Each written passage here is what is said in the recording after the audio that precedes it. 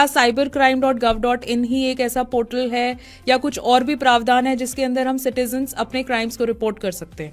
एक स्लाइड दिखाना चाहूँगा दर्शकों को। सबसे पहले तो जो लेफ्ट हैंड साइड पे दिख रहा है cybercrime.gov.in, ये नेशन वाइड पोर्टल है जो I4C MHA के द्वारा संचालित है, जिसके ऊपर आप डिफरेंट जगह पर कई तरह के क्राइम को रिपोर्ट कर सकते हैं सीटिज़न खुद। इसको जो लेफ़्ट साइड का जो पोर्टल है, इसको एक ये 14 डिजिट का एक एक्नॉलेजमेंट नंबर जनरेट करता है जो सीरीज़ 2 से स्टार्ट होता है। इसी के साथ जो राइट हैंड साइड में आपको दिखाई दे रहा है वो 1930 का पोर्टल है। ये हेल्पलाइन नंबर है 1930। ये 4 डिजिट की जो ये हेल्पलाइन का नंबर है, ये अक्रॉस द कंट्री ये काम करता है। और दिल्ली में अगर आप हैं तो दिल्ली के कंट्रोल रूम में लैंड करेगा, अगर आप कहीं और किसी स्टेट में हैं तो वहाँ के स्टेट के कंट्रोल रूम में लैंड करेगा।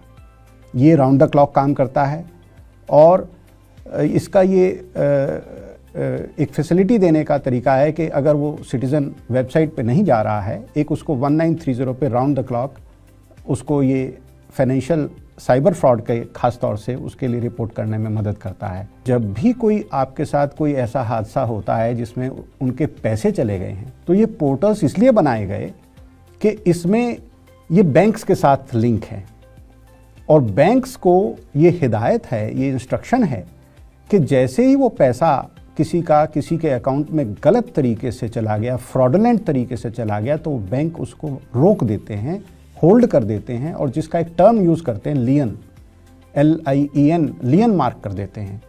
यानी कि वो पैसा रुक जाता है और वो पैसा जो है कोर्ट के ज़रिए जो विक्टिम है, जो कंप्लेनेंट है, उसको वापस मिल जाता है। तो जितनी जल्दी ये रिपोर्टिंग होती है उतनी जल्दी ये पैसा होल्ड हो पाता है, नहीं तो वो एक अकाउंट से आगे अकाउंटों में चला जाता है, जिसको डिफ़िकल्ट होता है, रोकना डिफ़िकल्ट होता है। और कई बार बदमाश या जो क्रिमिनल है वो पैसा ATM से विड्रॉ भी कर लेते हैं। और होता क्या है, मैं इसको थोड़ा और एलेबोरेट करना चाहूँगा कि जब आप 1930 पे कंप्लेंट करने का ये डायल करते हैं तो उसी के साथ साथ एक इंटरफेस देने के लिए, ह्यूमन इंटरफेस देने के लिए दिल्ली पुलिस द्वारा, जैसे पूरे दिल्ली में हमारे 15 पुलिस के ज़िले हैं और हर ज़िले में एक साइबर का थाना है जो किसी भी तरह की साइबर की कंप्लेंट को फिजिकली दर्ज करता है ऑनलाइन उसी पोर्टल पे जो 1930 के पास है। यानी 1930 पर जो पुलिस अफसर बैठा है, जिस पोर्टल पर करेगा, उसी पोर्टल पर ये साइबर पुलिस थाने का व्यक्ति भी उसी को लॉगिन कर सकता है और वो हाथ की हाथ आपको मदद भी दे सकता है कि आपको क्या चीज़ें इसमें भरने के लिए ज़रूरत पड़ सकती हैं। जो सबसे ज़्यादा ज़रूरत पड़ती है इन फाइनेंशियल फ्रॉड्स को, जो इसमें पैसा चला गया लोगों का, कि ट्रांजैक्शन ID क्या है। बहुत सी दफ़े जब आपका पैसा कटता है तो आपको एक SMS आता है जिसमें ट्रांजैक्शन ID के बारे में जिक्र है कि इस ट्रांजैक्शन ID से आपका ये पैसा चला गया है, कितना पैसा चला गया है वो अमाउंट लिखा है और कितने बजे वो मैसेज आया है, वो मैसेज का टाइम। अगर ये 3 चीज़ें आप नोट नहीं करते हैं तो उस, चाहे वो 1930 का पोर्टल हो, 1930 की हेल्पलाइन हो, वो रिपोर्टिंग इनकम्प्लीट मानी जाती है और वो पैसा होल्ड नहीं हो पाता। ये सुविधा I4MHA द्वारा इस वेबसाइट पर जो दी गई है, जो दोनों वेबसाइट ही वही रिक्वायरमेंट है।